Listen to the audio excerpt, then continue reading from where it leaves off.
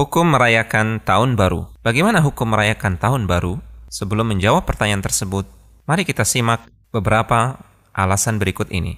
Pertama, turut merayakan Tahun Baru sama saja dengan meniru kebiasaan orang-orang kafir.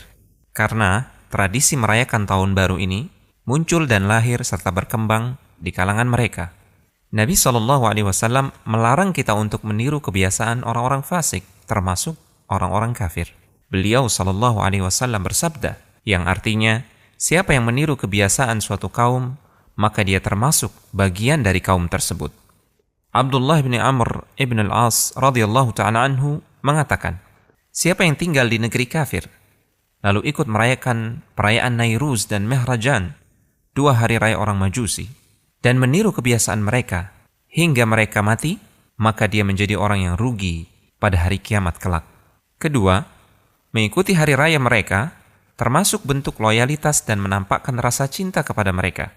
Padahal Allah Subhanahu wa Ta'ala telah melarang kita untuk menjadikan mereka sebagai kekasih dan menampakkan cinta kasih kepada mereka.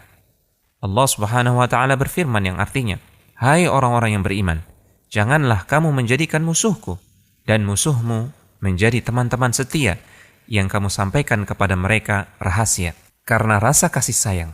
Padahal sesungguhnya mereka telah ingkar kepada kebenaran yang datang kepadamu. Ketiga, hari raya merupakan bagian dari agama dan doktrin keyakinan, bukan semata perkara dunia dan hiburan. Ketika Nabi SAW datang ke kota Madinah, penduduk kota tersebut merayakan 2 hari raya, Nairuz dan Mehrajan. Beliau pernah bersabda di hadapan penduduk Madinah, saya mendatangi kalian dan kalian memiliki 2 hari raya yang kalian jadikan sebagai waktu untuk bermain dan hiburan. Padahal Allah Subhanahu wa Ta'ala telah menggantikan 2 hari raya terbaik untuk kalian, yaitu Idul Fitri dan Idul Adha. Perayaan Nairuz dan Mehrajan yang dirayakan penduduk Madinah, isinya hanya bermain-main dan makan-makan. Sama sekali tidak ada unsur ritual sebagaimana yang dilakukan oleh orang-orang Majusi, yang menjadi sumber asli 2 perayaan tersebut. Namun mengingat hari tersebut adalah perayaan orang-orang kafir, Nabi SAW melarangnya.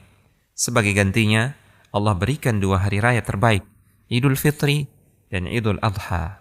Untuk itu, turut bergembira dengan perayaan orang kafir, meskipun hanya bermain-main, tanpa mengikuti ritual keagamaan mereka, termasuk perbuatan yang terlarang, karena termasuk turut mensukseskan acara mereka.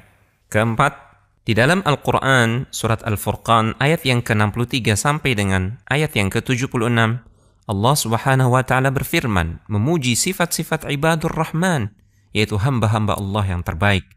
Di antara sifat mereka yang terpuji, disebutkan dalam ayat yang ke-72, dan orang-orang yang tidak turut dalam kegiatan Az-Zur.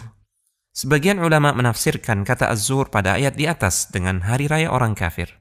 Artinya, jika ada orang yang turut melibatkan dirinya dalam hari raya orang kafir, berarti dia bukanlah hamba Allah yang baik. Konsultasi syariah.com